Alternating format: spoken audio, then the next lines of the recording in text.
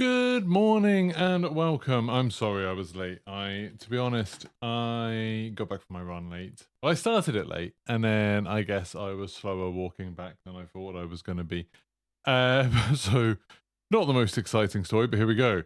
Welcome to the Geeky Pastimes podcast on the 17th of July. We've got quite a lot to talk about, including the Microsoft Activision acquisition. Some stuff that's been going on with Call of Duty, some things that have been going on with Fable. Not many game releases, but a few things where it's like games you will now be able to play, which is basically a game release, so I think that kind of counts.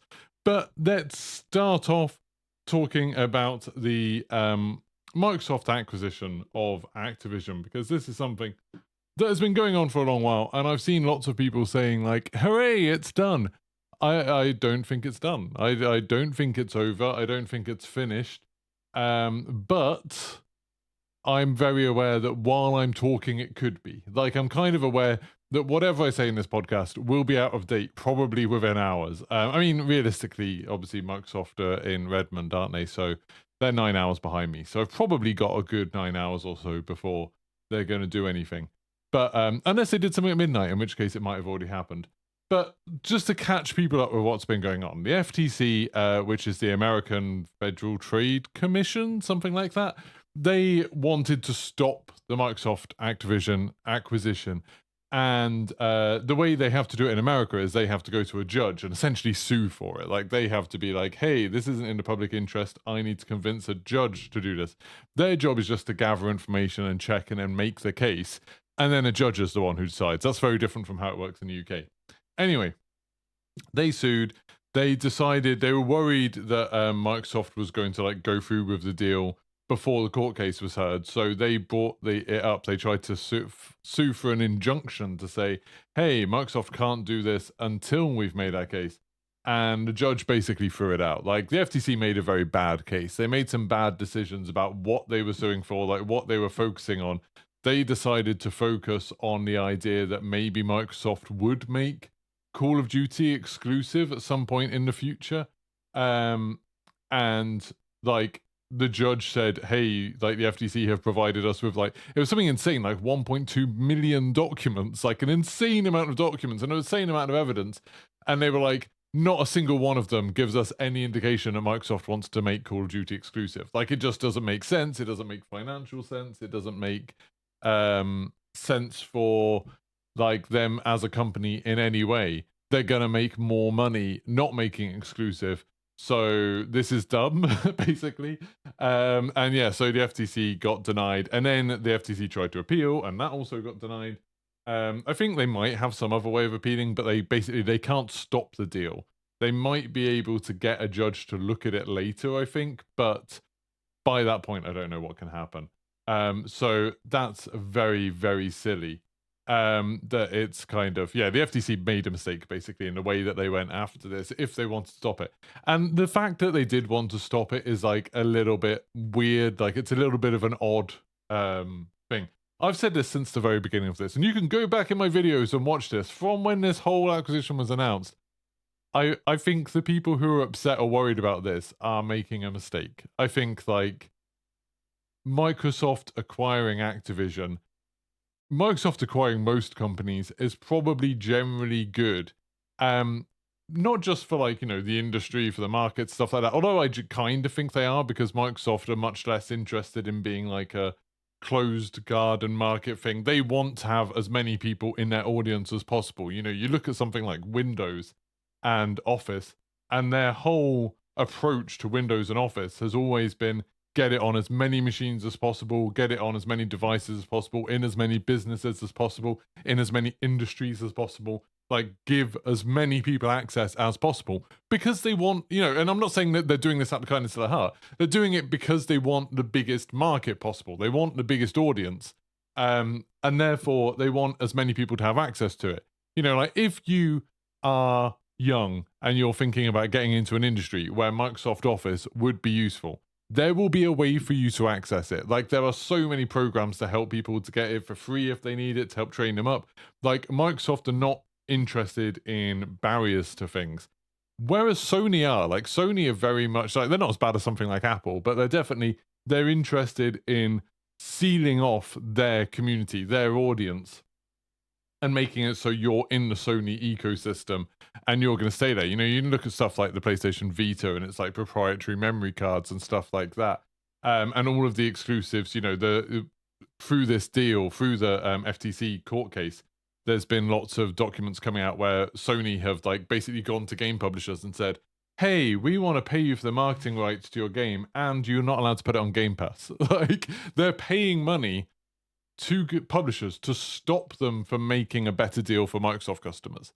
Like, that's been their approach. And so it's like, I think Microsoft having control over these companies is generally a good thing. And also, like, away from the industry thing, like I said, the main reason I think it's a good thing is for gamers, Activision are not a company that takes big risks, that makes big experiments, that tries new creative things. You know, you look at Activision and Blizzard over the last 20 years or so, and the number of risks they've taken, well, I don't know, probably 20 years is going too far. Since Overwatch, I would say. Since Overwatch, I feel like Activision have taken very few risks. Like, nearly everything they've done has been what they already did, but changing it a little bit. You know, like tweaking it a little bit or chasing after a trend or something like that.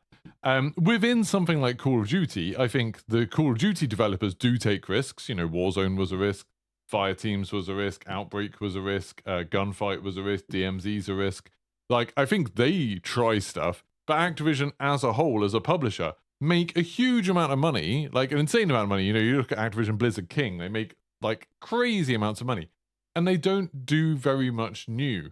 Whereas Microsoft are well known for doing stuff new and letting their studios that are now under their control try stuff, just like have a go at something. You know, you look at Rare previously known for like 3D platformers and then first person shooters, like, you know, GoldenEye, Perfect Dark. And then it wasn't long on the Xbox before they were like, hey, what about like Viva Pinata? What about doing like Sea of Thieves? Like, what about doing Everwild? Like, yeah, have a go at it. And if it doesn't end up being something, if it ends up being cancelled, it's not the end of the world. We're not going to, like, Microsoft don't seem to be shutting studios down because they tried something that didn't work. Like, they got Obsidian, you know, Obsidian really known by a lot of gamers for like Fallout New Vegas. You could imagine a lot of people being like, hey, you guys should do that. Or, you know, or the, what's it called? Pillars of Eternity stuff. And instead, you know, they got to make Pentiment. They got to make Grounded. I really think that Microsoft is a organization that encourages the talent who works for them to try stuff, to try new stuff. And I genuinely believe like Microsoft acquiring Activision, for us Call of Duty fans, is the best opportunity we're ever going to get for those studios to make something that isn't Call of Duty, or to make something that's a dramatically different version of Call of Duty, which personally, I really, really want. Like, I really want to see Infinity Ward make something different. I want to see Treyarch make something different. I want to see Raven go back to making different types of game. Like, I just think like they could probably do a lot, but they're kind of constrained by this Call of Duty universe. So I wouldn't be surprised if what happens after Microsoft acquires Activision is that we end up getting like, you know, a core Call of Duty studio, like they did with like 343 or the Coalition, where they kind of make a new studio that is designed just to make that game. Which, you know, didn't work out that well for Halo. It worked out okay for Gears, I guess. But yeah, like make a new studio for that, using bits of Treyarch and Infinity Ward and Raven and stuff, but then freed up the actual, you know, what is the core of Infinity Ward, what's the core of Raven, to go make their own things. And, you know, let them do stuff that maybe under Activision were just like, hey, no, we're not taking a risk. We're not letting you spend like $100 million making a game that might not do as well as Call of Duty. I think Microsoft are capable of that. So that's why I think it's a good thing. I think it's a like solid thing for the industry and for gamers. Like, I'm excited about it. Weirdly, the only people that I think it's bad for potentially is Microsoft. And I was thinking about this the other day, and I was thinking about making a separate video, but I thought, no, I'll just talk about it on the podcast. I think, God, I need some water. That run was tough. It's only tough because I'm out of shape and old. I only ran for like 15 minutes, but that's a long time when you're out of shape like I am. Anyway, I think Microsoft might have made a mistake in buying Activision. I think they might be the losers from this. And my thinking of this is that I can't speak about King. I don't really know anything about Candy Crush or anything like that. But for Activision Blizzard, they seem a little bit like they've been on a downward trend creatively for quite a while. Like, surely Microsoft are hoping, they're spending all of this money and they're hoping that over the next few years, Activision Blizzard will make at least as much money as they are making, but potentially, it will keep increasing, that they'll keep growing. And, you look at the properties that they have, Call of Duty seems to be struggling. I would say, like, obviously it's still up there in, some of the top played games on Xbox. But you look at the Steam charts, like things with Season 4 Reloaded, which we'll talk about later. It's not doing very well. Like, it's going down and down and down, which I think is probably, a worry for them. Right now, it's the 11th most played game on Steam with 46,000 people. And if you look at kind of the last 6 months, there was a bit of a peak up with the beginning of Season 4, and then there was like no real jump up with Season 4 Reloaded at all. It went back to the kind of downward trajectory, which is the exact same trajectory it was on before Season 4. It feels like very little they do with Warzone is helping. And, right now, there's a lot of negative sentiment, which I feel like there has been most of the year. We've bounced around there being lots of bad stuff about Call of Duty. And, like, a lot of people didn't like Vanguard. A lot of people didn't like Modern Warfare 2. I think increasingly there's going to be more and more of those normal people that we try to talk about a lot because they're the most important people. I think there's going to be more and more people that don't buy new Call of Duties each year because, like Vanguard barely got supported after launch and a lot of people didn't really enjoy that. Modern Warfare 2 has had so many problems, so many things that people have been annoyed about. Speaking anecdotally, my friends who, are admittedly all people in their late 30s, mid to late 30s, I should say. Johnny's only 35. We're all people like where I think I might be the only person that still buys the new Call of Duty every year. The others are just like, I'll just play Warzone now. And they don't buy any microtransactions. They don't spend money on microtransactions. Maybe they'll buy the Battle Pass, but I think a lot of them don't even bother buying the Battle Pass because they just don't finish it. They don't see the value in buying it anymore. And I think that's a trajectory that's probably going to continue unless they really shake things up. And then you look at like World of Warcraft. And even though the newest expansion in World of Warcraft, like lots of people thought it was really good, I don't think loads of people are flocking to it. People don't talk about World of Warcraft anywhere near as much as they used to. I doubt World of Warcraft is getting lots of new people coming to it. It's much more like people who were playing it. It's managing to hold on to a lot of those people. But I don't think there's loads and loads of new people going to it. Then you look at like Diablo 4, lots of, it had a successful launch and then the general sentiment seems to be like, oh, this isn't great. And Season 1 doesn't look great. It doesn't look like there's much content. I can't imagine with Diablo that there's going to be tons of people buying the microtransactions. It'll be interesting to see how well the season does. It'll be interesting to see how many people play that. And then what else have they got? Like Heroes of the Storm basically shut down. Overwatch 2, people seem to be like super fed up of and don't really. Again, it's one of those things that people don't really talk about very much. You don't see much of the competitive scene like making mainstream waves anymore. Hearthstone, I never hear anyone talk about. It's still hanging on Twitch. It's got 12,000 viewers, which isn't terrible. But it's not like what it was. And I think games like Marvel Snap and things like that have overtaken it on mobile. So it's, it might struggle a little bit. I just think there's a lot of games that were good, Crash Bandicoot, Tony Hawk's, things like that. Their reboots didn't set the world on fire. They didn't do as well as maybe people wanted. I think there's a lot of Activision properties that are kind of past their peak. And are they going to make something new? Are they going to do something new that's going to like grab people like, in the same way that maybe Warzone did? That's really tough. Like that's a gamble. That's a risk.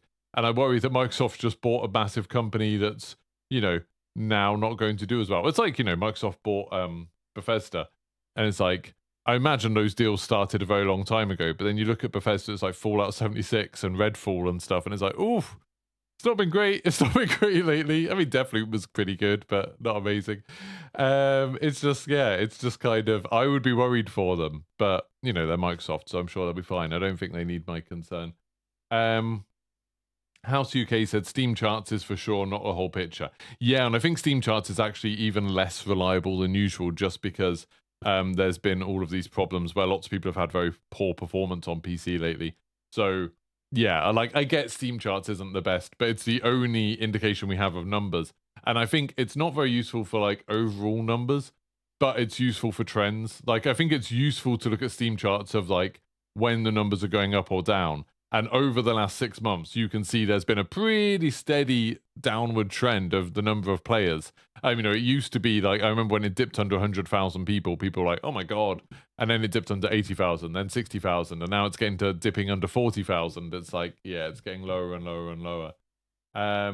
It's strange. King Games are where the money is, not for this audience for sure, but they make bank for them. Yeah, King makes a lot of money for sure. That is definitely a big thing. And it's like, you know, but even that's a very volatile market, I imagine, the mobile gaming thing. Like, what's going to be the next big thing in mobile? Like, is it going to be stuff like Candy Crush, or is it going to be stuff like Fortnite, or is it going to be stuff, you know, Warzone Mobile? It's hard to predict. I think like stuff like that could go very, very quickly. No, Joe, no, I don't think anyone listens to you anymore. I think those times are gone. You've said enough rubbish in the past. Especially with this weird fanboyism. Sony fans in shambles. Get out of here with that nonsense. That's for 10-year-olds.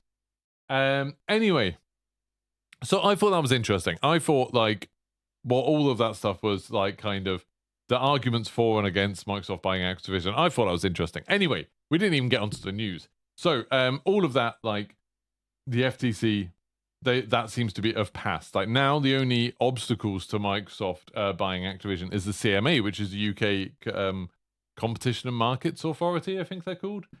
And they originally, what was the situation there was the CMA had said no, they're not going to accept a deal, and they said very clearly it was because they thought that Microsoft would be in a position where they could kind of take over the cloud gaming market.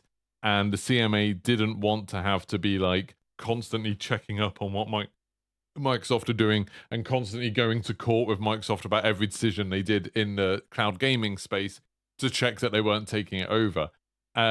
Which was a bit of a weird argument. Microsoft were like, is there a cloud gaming market industry? Like it seems, you know, like right now it's such a small thing.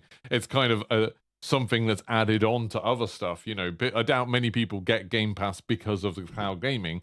But lots of people might use the cloud gaming because they have Game Pass.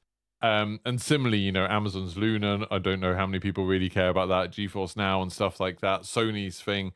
It's like, it's kind of something that people might use because they get it with something else, rather than that many people spending money on it just because.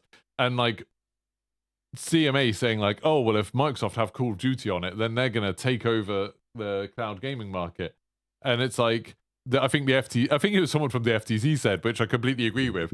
At the moment, Call of Duty isn't on cloud gaming at all. So if the CMA is saying, oh, it'd be bad for consumers if Microsoft are the only ones that had Call of Duty, and it's like, but right now no one has Call of Duty. Like no gamers can play Call of Duty on cloud devices. If this deal goes through, people would be able to play Call of Duty on cloud devices, you know, and the Switch, because they've talked about the fact that the Switch version of Call of Duty would be a cloud gaming version and stuff. And it's like, that would be a plus for everyone. It seems weird. Anyway, so the CMA said no. Then Microsoft, the way you appeal against the CMA is basically you have to convince a judge that you were treated unfairly, that the decision was made unfairly. And I feel like there's some slightly behind closed doors stuff going on there, where the person who is in charge of the decision for the CMA used to be a lawyer for Sony's PlayStation division, specifically involved in like court cases against Microsoft.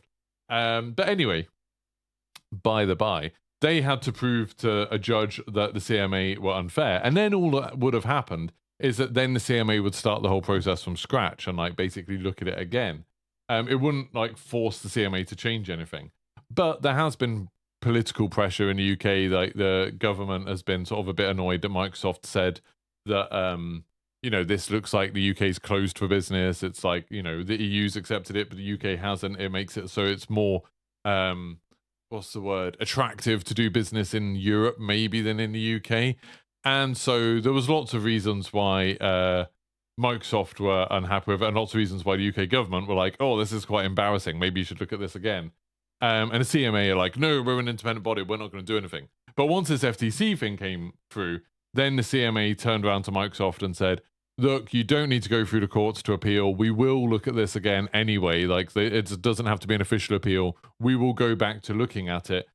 Let's go back to negotiating what you could do differently. And, you know, there's been lots of different ideas about, will Microsoft just stop doing cloud gaming in the UK, which would be very bad for consumers, but oh well. The CMA are idiots. Or it could be something like where Microsoft's cloud gaming side has to be taken over by another company. You know, it gets spun off into its own company. That's possible, but that would be stupid as well, because the only reason the Microsoft cloud gaming works so well is because it has the backing of Microsoft, you know, and their expertise with that and their Azure servers and stuff like that. So it's like all of the remedies seem kind of stupid by now. I think what's most likely is there will just be some deal where it's like, okay, Microsoft agrees that any cloud gaming service will be able to have Call of Duty on their thing, and they'll have to work out how much that would cost and stuff like that. You know, like Microsoft get 30% or whatever, which is like the standard cut that I think app stores get. So I think it'll be something like that they'll agree to that. But then the CMA have been like, you know, everyone was like, oh, the CMA are just basically saying, yes, this is going to go through straight away. And then the CMA turned around and be like, oh, well, if it's a new deal, if you're negotiating it so this deal is dramatically different, we'll start the whole process again, because they just want to be the center of attention, I guess. It's very, very strange. But, you know, I think it's a solid thing. Right, let's go through. So let's go, but that's where we are now. We're just waiting to see what the CMA does. There's a chance Microsoft just announces that the deal is going through anyway. Like, they might just say, hey, we're doing the deal, and then the CMA can decide whether to take them to court or not about it. Like, that's possible. We'll see. Oh, and then the other news that happened, sorry, something that happened over the weekend, is that Microsoft announced, I think this was yesterday, Microsoft and Sony announced that they had come to an agreement that Call of Duty will stay on PlayStation consoles at least for 10 years, which is kind of funny. You know, as someone that I suppose is a bit of an Xbox fanboy, you know, I'm a bit annoyed about the way Sony was about all of this stuff. It just seemed, not annoyed is the wrong word. I was just a bit like, ugh, disgusted. It's a bit funny that Microsoft apparently were at one point saying, hey, we can guarantee Sony that for at least like 15 years, all Activision and Blizzard titles that are on Xbox will be available on PlayStation 2. And Sony said no. And now they've got a deal where it's like, well, okay, all of the Call of Duty games will be on PlayStation for 10 years. So it's like they've got like the bare minimum that they could have got if they'd just accepted this earlier. Don't forget to like the stream, by the way, if you haven't already. It does help out a lot. But yeah, so that's kind of interesting. Anyway, let's see some of the stuff that people are saying in chat. Cloud gaming's a pretty ambiguous category, could mean absolutely anything. I think they understand from reading the things that they put out.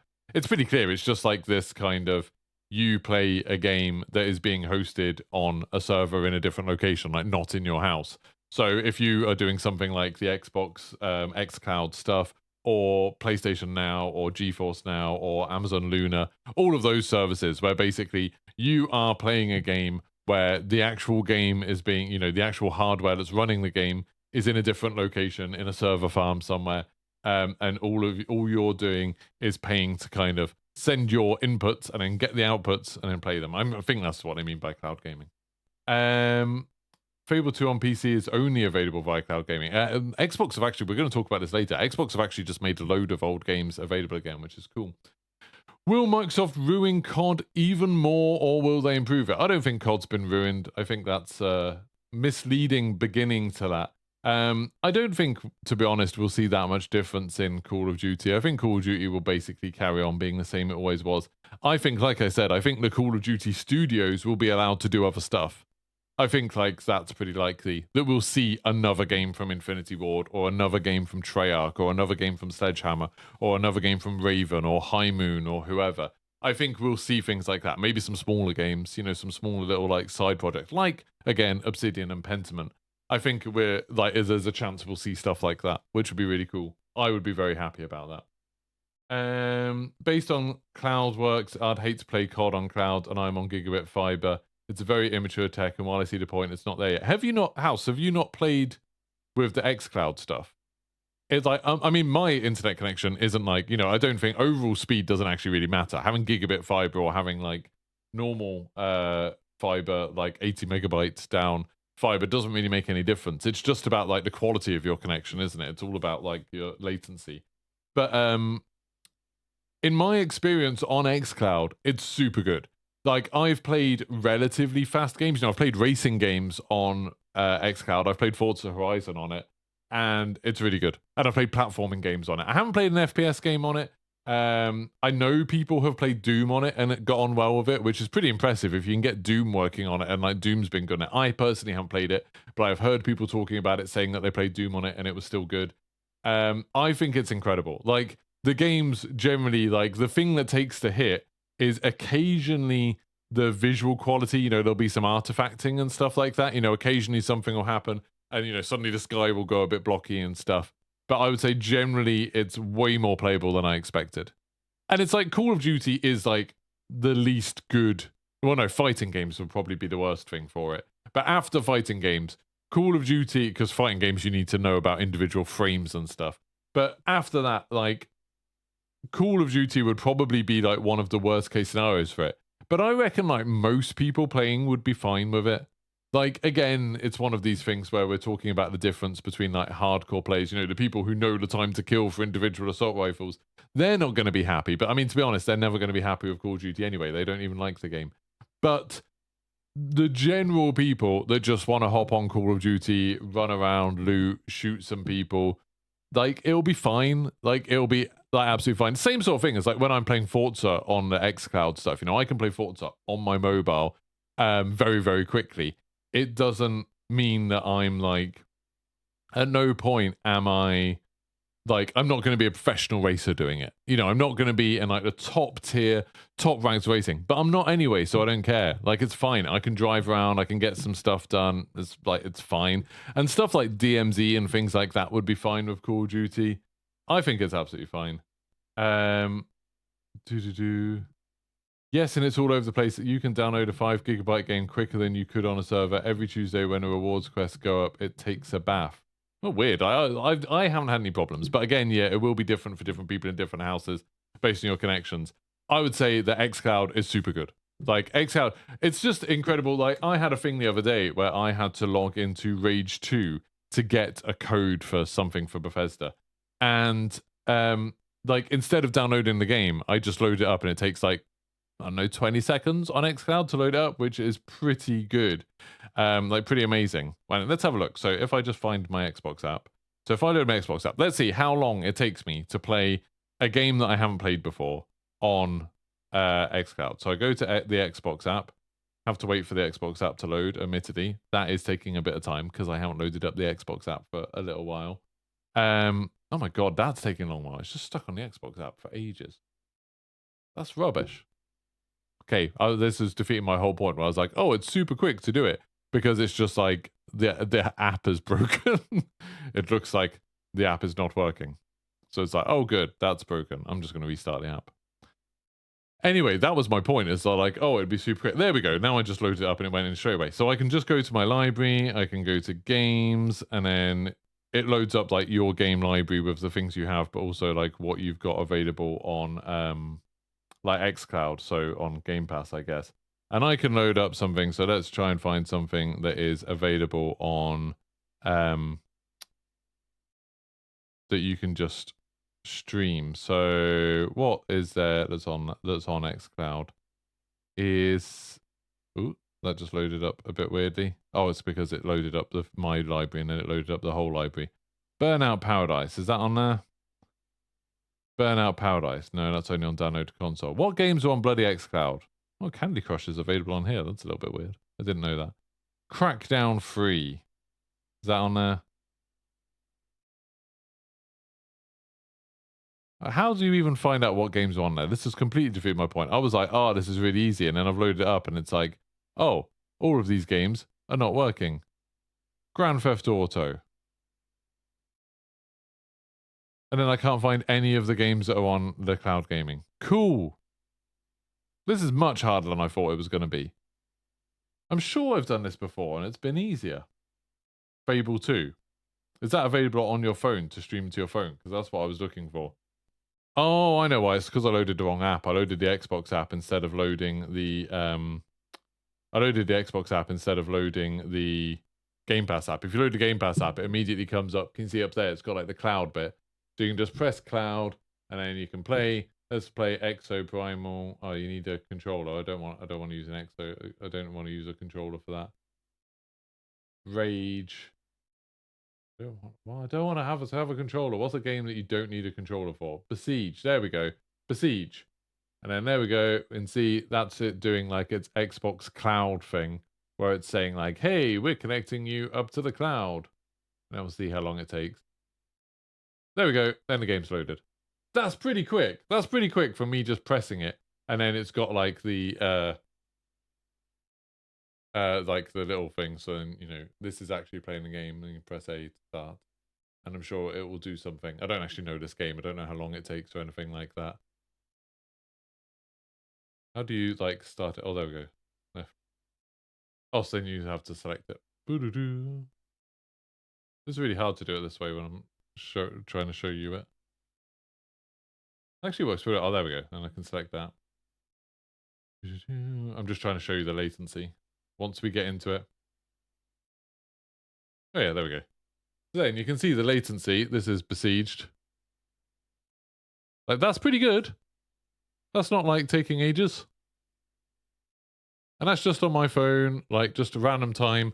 Being able to like just pick up a game like that, just being able to like put it on my phone is pretty amazing. And I think that's like, that's the biggest, yeah, Game Pass app. Thank you, I was doing it wrong. That's the biggest like advantage to xCloud in my mind. And you know, for me, is that like, it's not, oh, I can play games on my Xbox without having to download them. It's, I can play them on my phone wherever I am in the world. Like I can just play them on my phone or on a tablet or on, you know, and the idea being that it will be on things like on a Switch or on any PC.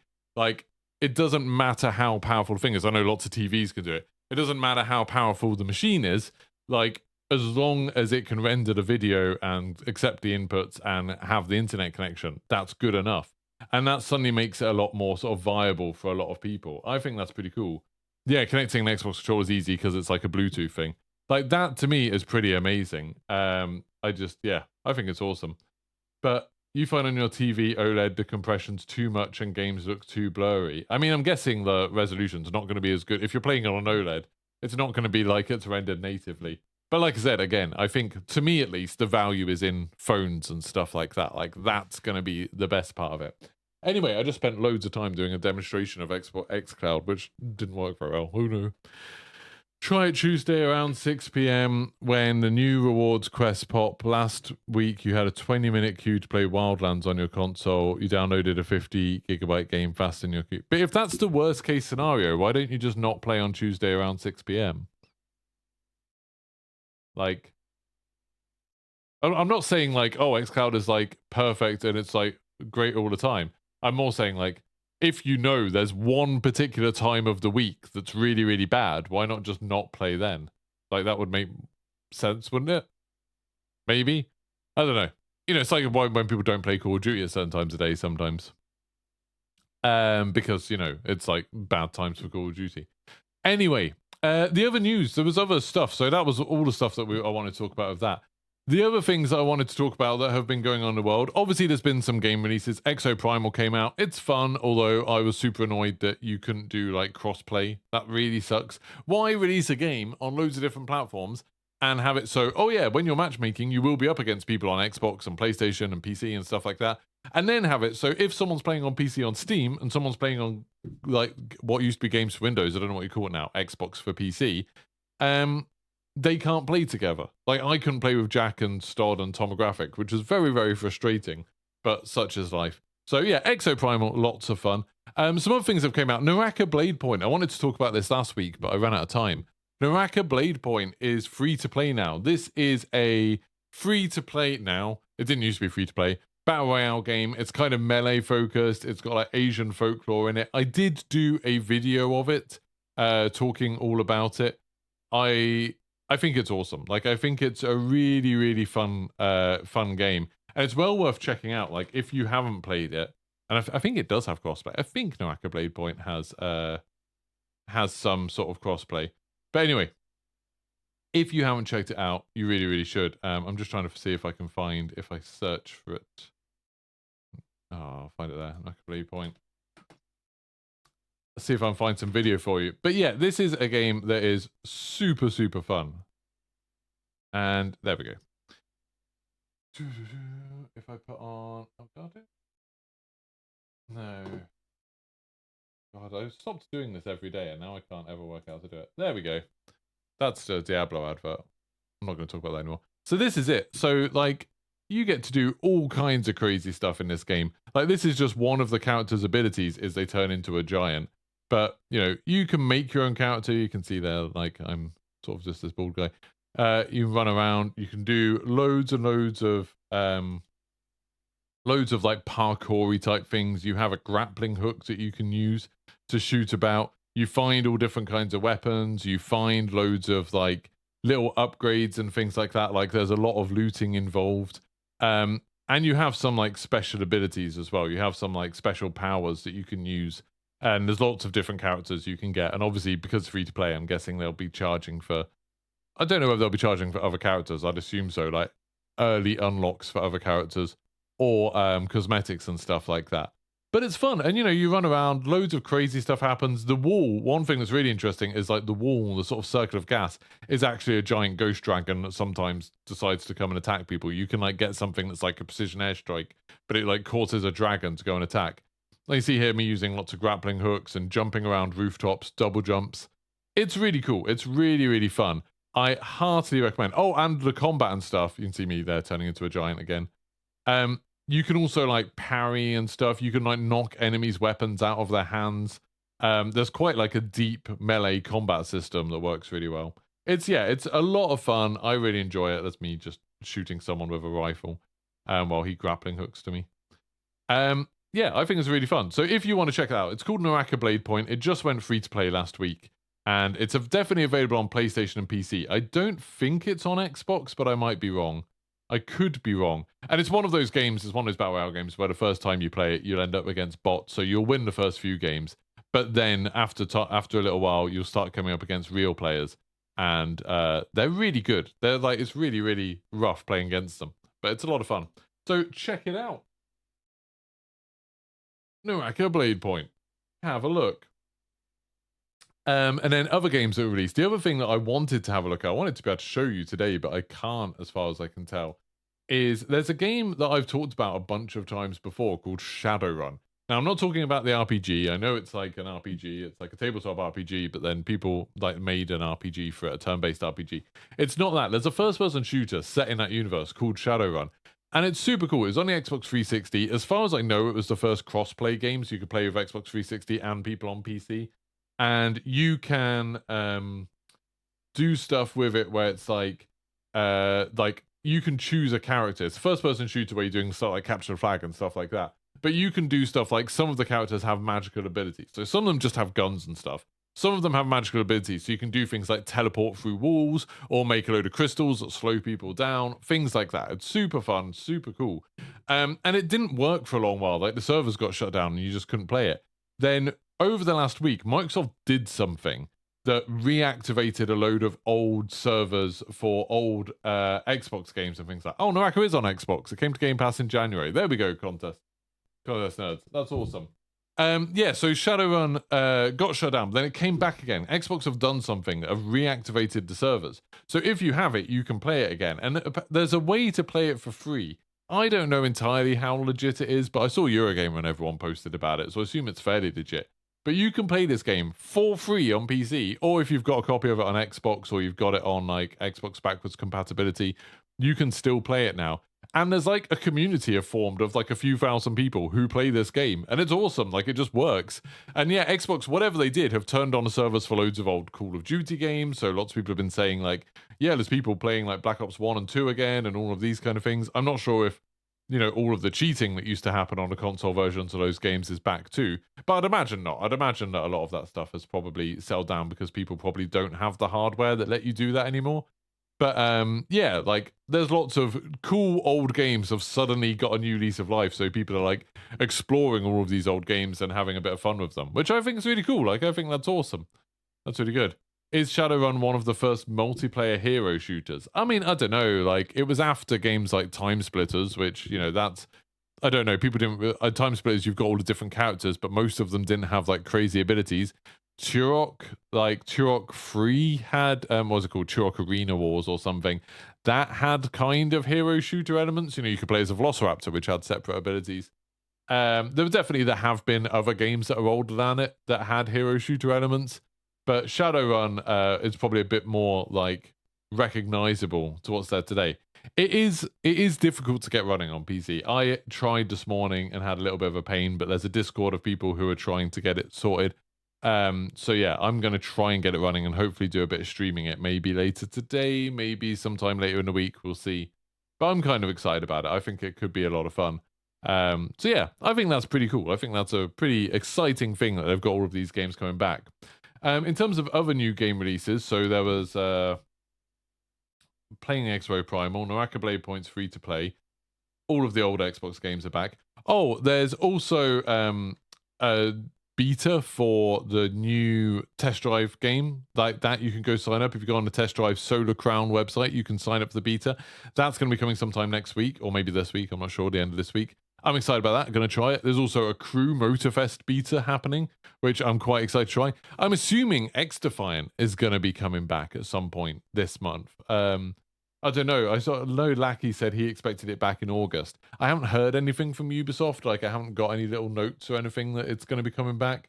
But they said this summer, and it's like, I don't know quite how long we have for that. Thank you, Gav, for subscribing. I'm really excited to play X-Defiant. Like, I would love for it to come out this week. Like, if it came out this week, I'd be like well up for playing it. I'm just kind of in a mindset where I'd like to play something like that. You know, and do a little bit of progression and all stuff like that. But you know, we'll see how it goes. I haven't seen anything yet, which is a little bit of a shame. Also, in other news, we skipped over a bit of news. We didn't talk about the Fable thing. Fable's narrative lead has left Playground Games.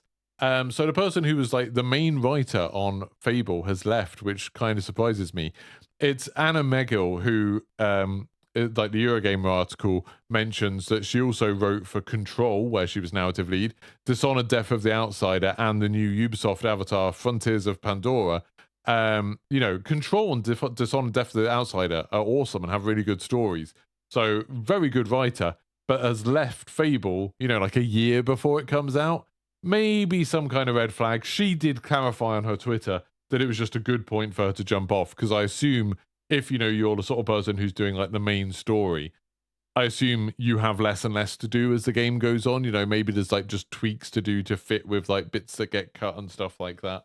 But maybe like most of her work was done, so she decided to move on to something else. Maybe, you know, Avatar.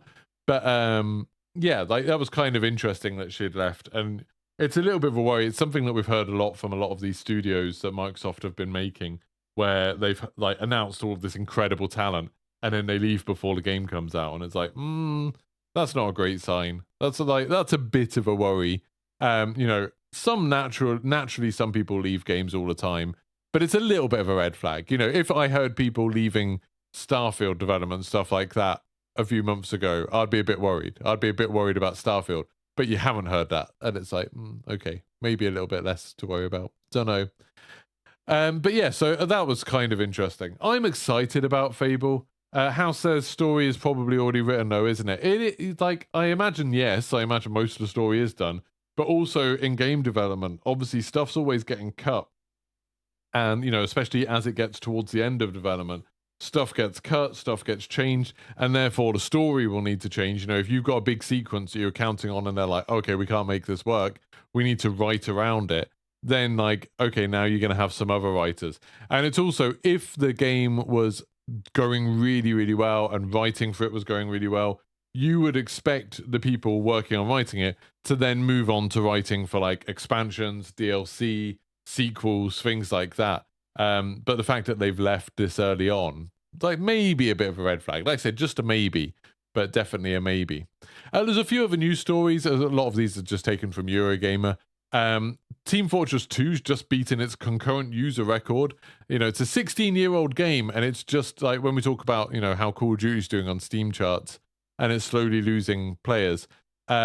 It's pretty impressive. It's pretty amazing. They had 258,000 people online earlier this week, whereas, you know, Call of Duty across multiplayer and Warzone and DMZ is on about 43,000. That's pretty amazing. That's pretty incredible that people are still playing. It's definitely like Team Fortress is always a little bit of like how many people are just leaving it AFK because they're trying to get like crates and boxes and stuff that they can sell. Same with Counter-Strike and stuff. It definitely inflates those figures a bit. But I think, you know, it's pretty amazing how much it keeps going.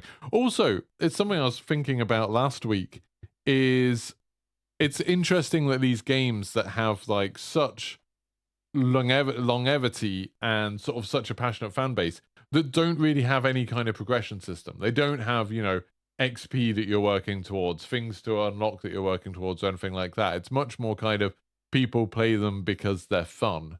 And I've been like increasingly this year, I've been getting fed up with games as service, you know, these kind of games with battle passes, games with like, what do you call them, live service games. I'm getting more and more fed up with them, that so many of them just seem to be a grind. Like they just seem to be creating a grind and then building the rest of the game around that, like building the rest of the game around the idea that like, hey, we want you to be playing for 2 months, so we've made this battle pass, now we're going to make a game that around that, you know, hey, if you do this you get more battle pass progress, if you do this you'll get a boost to your battle pass. And I really hate that. Like, I'm really fed up with it. I'm more and more, I don't know if it's like the old person side of me, more and more I want short, fun games. Like, I want games that are a fun experience that I play for like 10, 20 hours, have a great time, and then never think about again. And it's kind of, I'm craving that kind of experience. I was really happy with Exoprimal. I was like, I had a fun day or two playing Exoprimal. I'll probably play a bit more once I've got some friends online who play it. And then I'll probably leave it and not play it again. I really enjoyed Starship Troopers Extermination. I really enjoyed playing through that. I'm happy to leave it.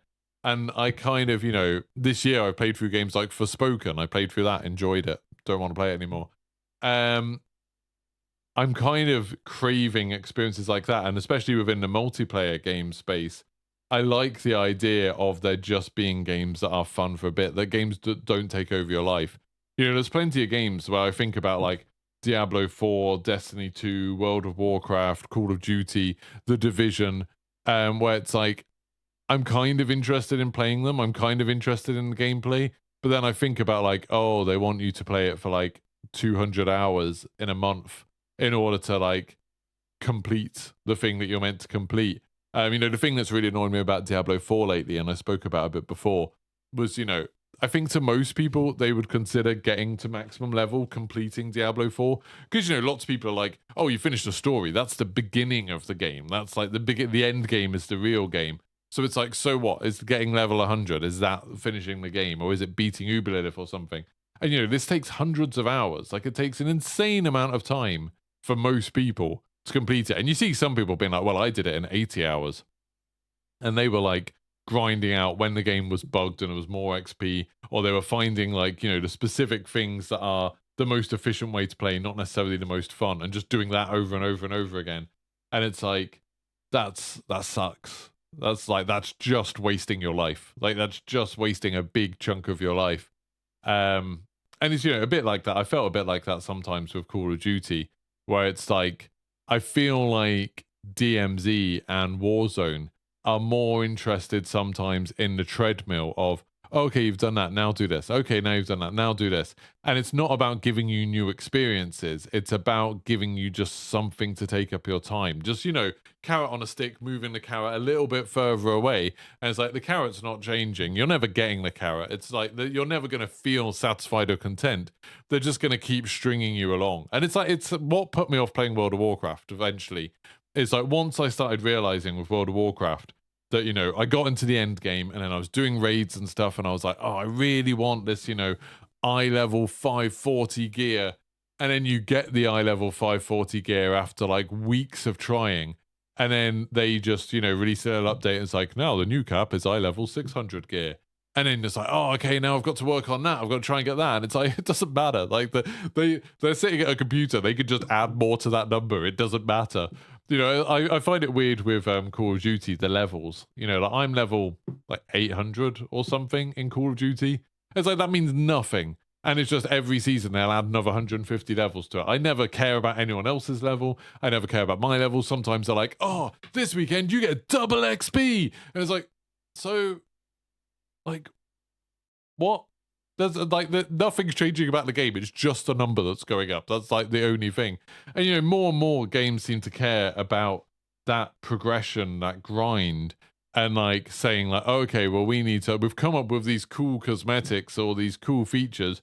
We're gonna space these out along the grind for those people, you know, the super vocal people in the community who are the people who spend 1,000 hours a month on a video game and they want there to be content for that full 1,000 hours. So we need to make sure they're happy because otherwise they'll be the loudest moaners.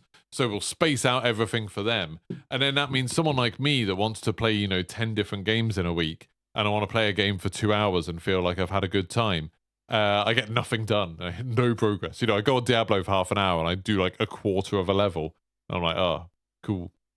That was pointless. You know, like right now, I can play my character on Diablo 4. I'm like level like late 70s, like 77 maybe, 78. And like if I loaded up Diablo now and played for half an hour, I would probably get about a quarter to a third of a level. I probably wouldn't get any gear that's any kind of upgrade at all. And I would just be playing dungeons that I've already played before. I would just be loading up dungeons that I played before and doing them again. It's like, this is so tedious. So tedious. At least, you know, if I go on F123, I can do a race. Like, you know, I can do a race. I mean, you know, I can play against people. I can choose, like, to play as a different team. I can, like, choose to, like, set the difficulty up a bit harder. And then, you know, challenge myself. I can change the assists. You know, I can do stuff that's a bit different. But playing something like Diablo is just like, oh, no, this is just a way for the game to make you waste time. Like, you know, it's just designed to make you waste time and that's it, by giving you a higher number. And some people care so passionately about these numbers. You know, some people are like, oh yeah, I've got 5 level 100 characters on Diablo. They've all beaten Uber-Lilith. They've all got the best gear. And it's like, okay, what have you done in the game that's different to what I've done in the game? Except you've done it for like 1,000 more hours. Like, what different experience have you had? It's really bizarre. Like, I was thinking about this. I was posted a load of tweets earlier where I was like, you know, oh, life advice. You know, now I'm getting older. I'm 37. I was thinking, I see a lot of these people, content creators and streamers and stuff who I talk to, who are like in their early 20s. And I'm like, God, what do I wish people had told me back then? And a big part of it, like one of the things that I haven't spoken about in that thread, but like I need to find a way to articulate, is that you only got so much time. You know, whether it's you're talking about your entire life or you're talking about in a week or you're talking about in a day, you've only got so much time. And if, say, you play a game for a couple of hours and then you play a game for another couple of hours, are you enjoying that? Are you getting twice as much pleasure from the second couple of hours? Are you getting twice as much enjoyment, twice as much of, you know, a fun adventure, twice as many like good memories? Or is it, would you have had more fun if you stopped playing after the first 2 hours? You know, would that have been better? Would that have been a better experience? You know, if you say you think about your weekend, say on Sunday you played a lot of games and you played Call of Duty for 4 hours, would you have been happier if you'd only played Call of Duty for 2 hours and then you'd gone and like mown the lawn or cooked a meal or gone for a run or gone for a walk with your significant other or whatever it is, like just something else, like something different? Would that not have made you happier? And I was like, in my mind, the answer's like 99.999% of the time, yes. It would have been better if I'd played the game for a bit less time. I'm not saying don't play the game. You know, playing the games is fun. Having like keeping up with a community is fun. Blah blah blah. That's all fun. But doing it for as long, you know, like spending as much time on it as you do is just kind of unnecessary. And I think, you know, it's easier for people like me who don't have kids. It's easy for me to spend a lot of time playing a game because, you know, people who do have kids, you know, they're lucky if they can play a game for an hour and then they'll have to go do something with their family, which is good for them, you know, but they'll feel like they have to. They don't have a choice. Whereas if you don't have those kind of responsibilities, you know, I could have spent all day yesterday just playing a game. And if I'd done that, I would have felt like I'd wasted that time, like wasted that day. And I think a lot of games are designed to make you feel like you should do that. A lot of games are designed to make you feel like, you know, like, oh, you really want to do this because, you know, then you're going to get to level 900. Then you're going to get to unlock the fancy green skin that you're going to use once and never look back on. It's like, that's so depressing. That's so annoying. I'm not a big fan of that. Anyway, that's me done for today. Sorry, I've been just moaning about. Number goes up as good as the curse of game for the last 20 years. Yes, House. I genuinely think it's something that, like, at a time it was like, for a while it was like something that people added to a game, and it was like, oh, cool, this is like a fun extra. You know, not only am I having fun playing the game, but I can like watch this number go up. That makes me feel good. And then at some point, it switched over to like that being the focus and the having fun with the game being the secondary thing. You know, the number of times I see people being like, oh, I've had to grind out doing this. You know, I've had to grind out playing Shipment 24/7 for 30 hours so I could get a gold camo on a gun. And it's like, why? If you weren't enjoying playing Shipment, why did you do that? Like, why did you keep on doing that? It's so stupid. You know, and I've been guilty of it too, and it's so dumb. Anyway. I've been thinking about what to do with this podcast. I don't know. This podcast is going to get more and more sporadic, I think. I might do more episodes of the podcast, like when there's some news and stuff like that.